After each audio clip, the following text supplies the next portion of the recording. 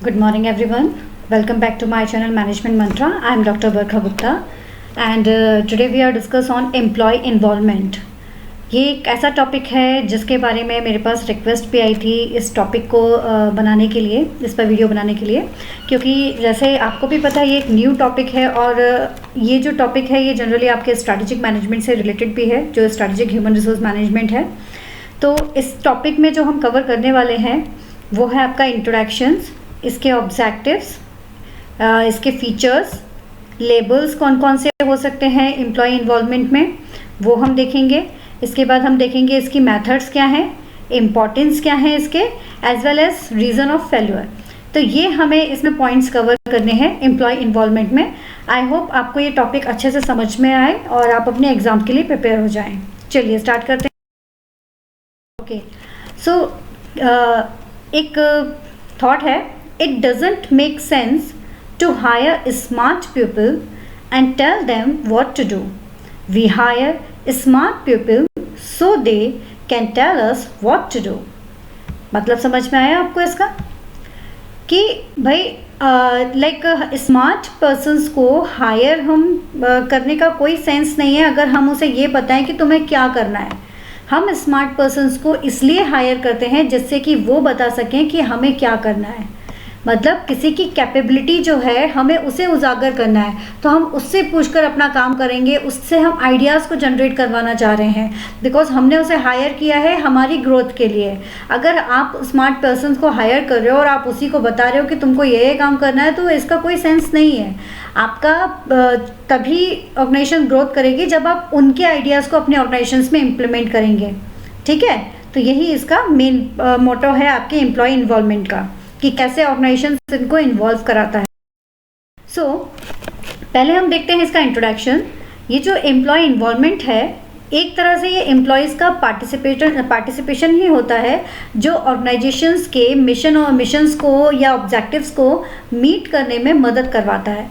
तो इसमें जो एम्प्लॉयज़ होते हैं वो अपने आइडियाज़, उनका एक्सपर्टाइज, उनके एफर्ट्स जो हैं वो प्रॉब्लम सॉल्विंग में या डिसीजन मेकिंग लेने में मदद करते हैं उनके थ्रू, अपने आइडियाज़ और एक्सपर्टाइज एडवाइस के थ्रू।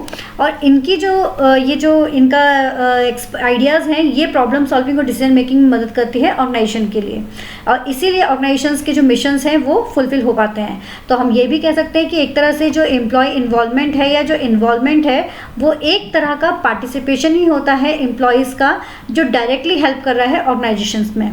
ठीक है, तो यहाँ पर एक चीज़ और ध्यान देने वाली है कि सिर्फ हम अपने बेस्ट टैलेंट को हायर कर लेते हैं, सिर्फ इतना ही ज़रूरी नहीं है, दैट इज़ नॉट इनफ। हमें यहाँ पर उन्हें मोल्ड भी करना पड़ेगा अकॉर्डिंग टू हमारी नीड।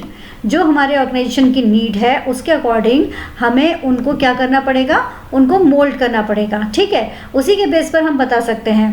तो एम्प्लॉयज़ की जो स्किल्स है, उसका एक्सपर्टाइज है, उसका नॉलेज है, उसका जो एक्सपीरियंस है, वो ऑर्गेनाइजेशंस के लिए बहुत वैल्यू रखता है, और इन्हीं के बेसिस पर हम उनसे कुछ बेस्ट निकलवा सकते हैं। उनके जो ये सारी चीज़ें हैं उसको यूज़ करके हम अपने ऑर्गेनाइजेशंस में उसको यूटिलाइज़ करवा सकते हैं प्रॉपर मैनर में। इसलिए एम्प्लॉय इन्वॉल्वमेंट जो है, हम ये भी कह सकते हैं कि एक तरह से एक ऐसी एक्टिविटी है, ये एक ऐसी एक्टिविटी है जो कि एम्प्लॉयज़ को पार्ट दिलवाती है मैनेजमेंट में और डिसीजन मेकिंग करने में।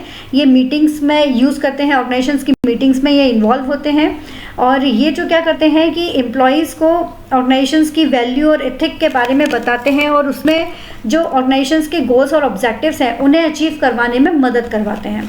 ठीक है, तो ये आपका सिंपल सा मोटिव जो निकल के आ रहा है कि दैट इज़ एम्प्लॉय इन्वॉल्वमेंट आपका क्या है, ये एक सिंपल सा फंडा है कि it is the participation of employees. ये एम्प्लॉयज़ का पार्टिसिपेशन है ऑर्गेनाइजेशन में, जो कि प्रॉब्लम सॉल्विंग और डिसीजन मेकिंग में मदद करते हैं। किसके थ्रू? एम्प्लॉयज़ अपने आइडियाज़, अपने एक्सपीरियंस के थ्रू, अपने एफर्ट्स के थ्रू मदद करते हैं ऑर्गेनाइजेशंस के लिए, जिससे ऑर्गेनाइजेशन अपने गोल्स को अचीव कर सके। क्लियर? क्योंकि अगर ये क्लियर होगा तभी आगे की कहानी आपको क्लियर होगी। ठीक है, so now the objectives of employee involvement. क्या क्या इसके ऑब्जेक्टिव्स हो सकते हैं? पहला ऑब्जेक्टिव है आपका to make workers role important, क्योंकि जहाँ पर वर्कर्स जो है ना वो ये फील करें कि यस उनकी खुद की कुछ वैल्यू है, तो इसलिए उनके रोल को इम्पॉर्टेंट बनाने के लिए एम्प्लॉय इन्वॉल्वमेंट रिक्वायर्ड है। टू इंक्रीज प्रोडक्टिविटी, आपको भी पता है अगर ट्रांसपेरेंसी रहती है तो ऑटोमेटिकली एक प्रोडक्टिविटी इन्हेंस हो जाती है। तो यहाँ पर ये जो क्रिएट कर रहा है ये एक तरह का ट्रांसपेरेंसी क्रिएट हो रही है, ठीक है। यहाँ पर जब ये हमारा जो ऑब्जेक्टिव है वो क्या है, यहाँ पर प्रोडक्टिविटी को इन्हेंस करना, और ये प्रोडक्टिविटी इन्हेंस किसके थ्रू हो रही है, एम्प्लॉय इन्वॉल्वमेंट, क्योंकि जब वो इन्वॉल्व होंगे तो वो इन्वॉल्व है तो वो ऑर्गेनाइजेशन के बारे में और ज़्यादा सोचेंगे, और ज़्यादा सोचेंगे तो प्रोडक्टिविटी ऑटोमेटिकली इन्हेंस हो जाएगी, ठीक है। इसके बाद नेक्स्ट है to satisfy the need of employees, ये क्या करते हैं, एम्प्लॉयज़ की नीड को सेटिस्फाई करने का काम करते हैं। क्यों? क्योंकि वो उन्हें इन्वॉल्वमेंट दे रहे हैं, साथ ही साथ उसमें एम्प्लॉय ऑटोमेटिकली मोटिवेट फील करता है, तो उसकी नीड भी सेटिस्फाइड होती है। फिर to develop the human personality, अच्छा एक चीज़ और होती है, to satisfy the need of employees की नीड भी पता चल रही है इन्वॉल्वमेंट से, क्योंकि वो वहाँ पर डायरेक्टली ज्वाइंट हो रहा है मैनेजमेंट के साथ में, एम्प्लॉयर्स के साथ में, तो उसकी नीड पता चल रही है। तो जब नीड पता चलेगी एम्प्लॉयर्स को तभी तो वो उसको सेटिस्फाई कर पाएंगे, इसलिए भी ये चीज़ ज़रूरी है। To develop the human personality, यहाँ पर ऑटोमेटिकली हम कह सकते हैं एक पर्सनैलिटी क्रिएट हो रही है। सामने वाला अगर बहुत ज़्यादा एक्सपीरियंस्ड नहीं भी है तो वो यहाँ पर एक्सपीरियंस गेन कर सकता है, क्योंकि वो एम्प्लॉय इन्वॉल्वमेंट की हम बात कर रहे हैं, तो इन्वॉल्व अगर हो रहा है वो हर एक डिसीजन में, तो they get benefit from them, तो वो अपने जितने भी कोवर्कर्स हैं उनके साथ बेनिफिट ले सकता है, और बेनिफिट लेने के साथ में उसकी डेवलपमेंट ऑटोमेटिकली हो जाएगा। नेक्स्ट आपका होता है एम्प्लॉय इन्वॉल्वमेंट का जो ऑब्जेक्टिव है, to strengthen the employees management corporation. जो एम्प्लॉय मैनेजमेंट कॉर्पोरेशन है, दैट मीन्स कि मैनेजमेंट और एम्प्लॉय का जो कोऑर्डिनेशन है वो इसके थ्रू क्या होता है, मजबूत होता है। तो they are the basic objectives जो एम्प्लॉय इन्वॉल्वमेंट के हैं, ठीक है। Okay, now features of employee involvement, features कौन कौन से हैं। So first one is employee involvement mean emotional and mental involvement and not only the physical involvement. ये देखिए यहाँ पर ये पॉइंट क्लियर है कि यहाँ पर इमोशनल और मेंटल इन्वॉल्वमेंट यहाँ पर बोला गया है, क्योंकि फिजिकल इन्वॉल्वमेंट ही सफिशिएंट नहीं होता है, इमोशनल और मेंटल इन्वॉल्वमेंट होना ज़रूरी है, तो that is it's important feature.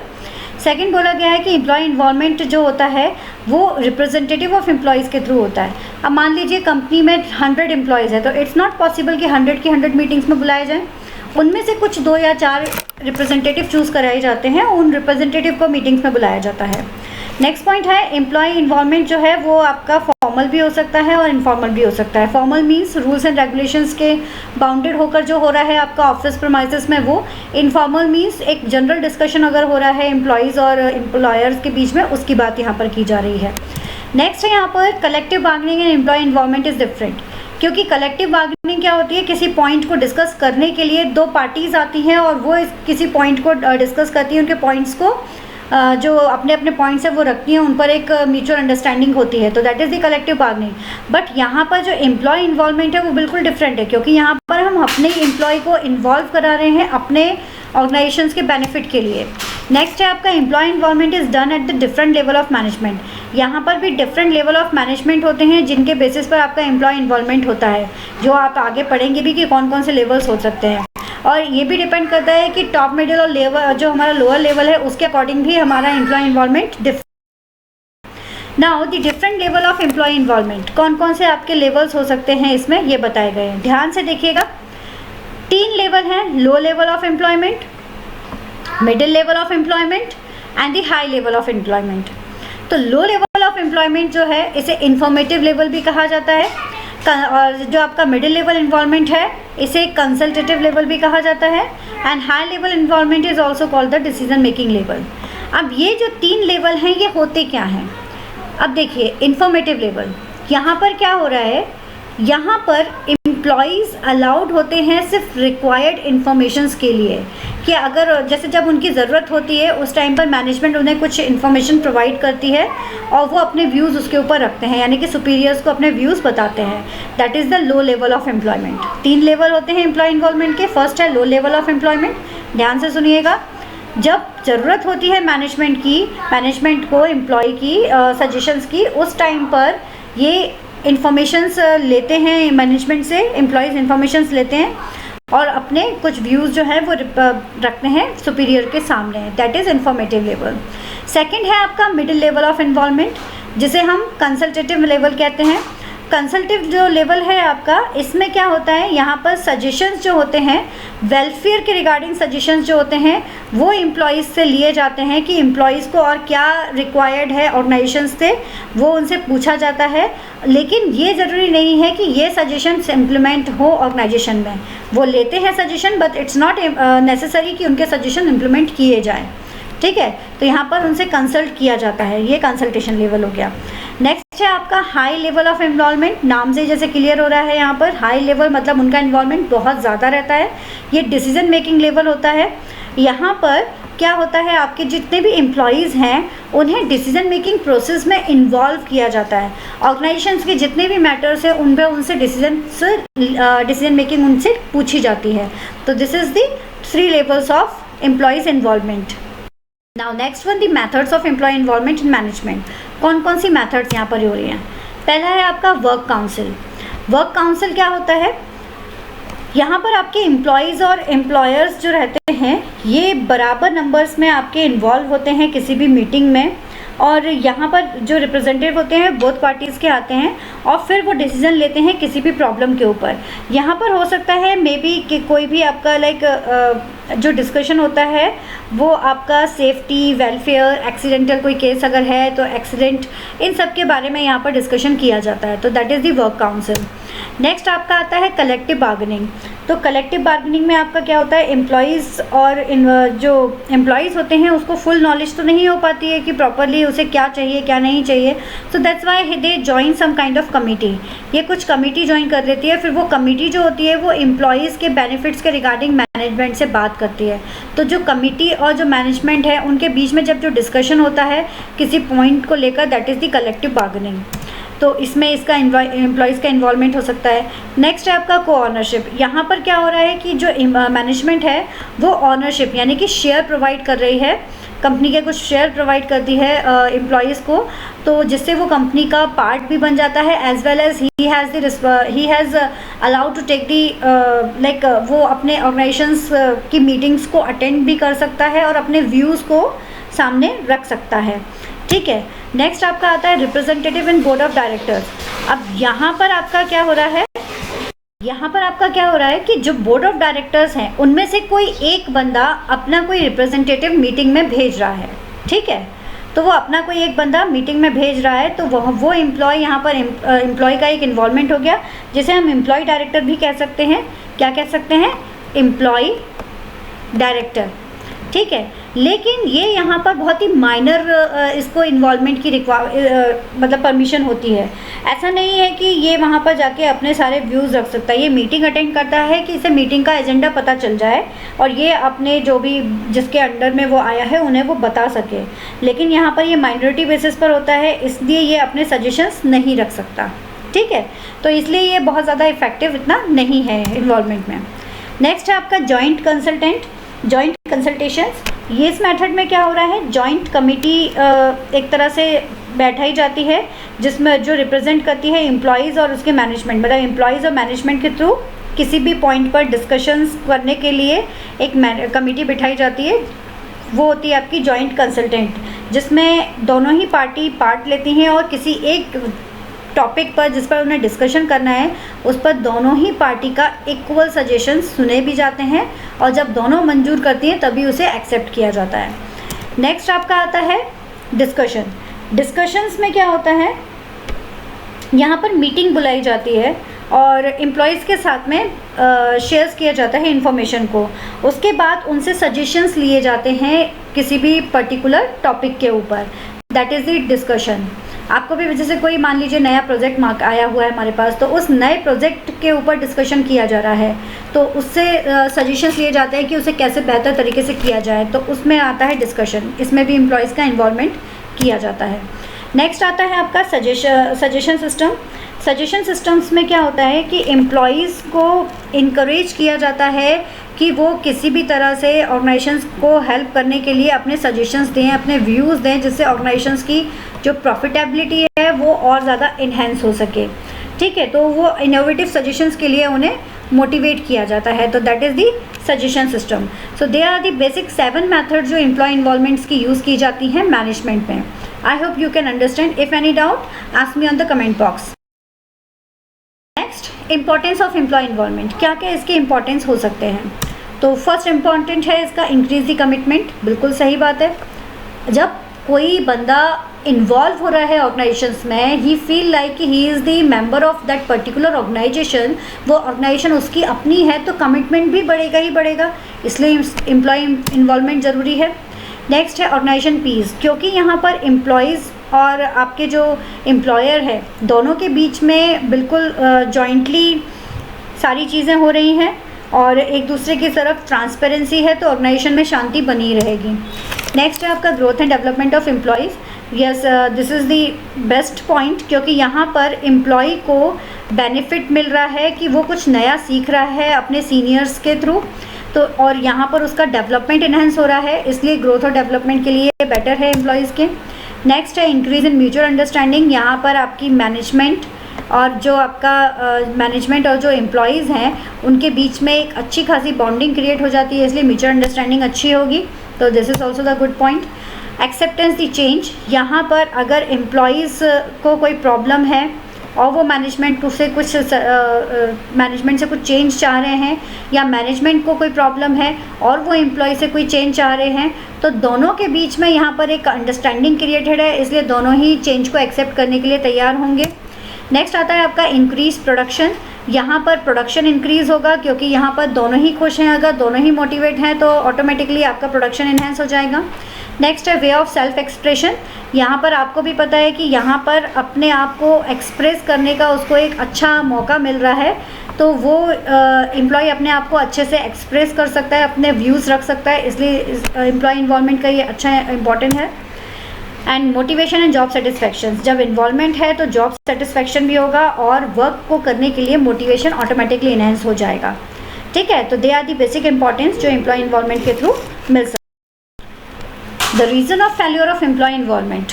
तो रीज़न है पहला, lack of mutual trust and faith between the management and employee. Yes, तो आप ही जानते हो, जैसे अगर आपका कोई फ्रेंड है, दो फ्रेंड्स के बीच में अगर आपका म्यूचुअल ट्रस्ट है या फेथ है, तभी आपका जो फ्रेंडशिप है वो अच्छी चल पाएगी, और जहाँ म्यूचुअल ट्रस्ट ख़त्म हुआ वहाँ पर प्रॉब्लम हो सकती है.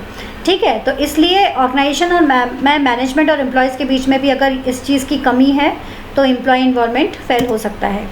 नेक्स्ट है lack of knowledge about the benefit of employee involvement. Yes, अगर आपको नॉलेज ही नहीं है कि एम्प्लॉय इन्वॉल्वमेंट से आपको क्या बेनिफिट्स मिल रहे हैं, तो उस टाइम पर जो एम्प्लॉयज़ है और एम्प्लॉयर्स हैं वो दोनों का ही प्रॉपर इन्वॉल्वमेंट नहीं हो पाएगा और प्रॉब्लम्स क्रिएट हो सकती हैं.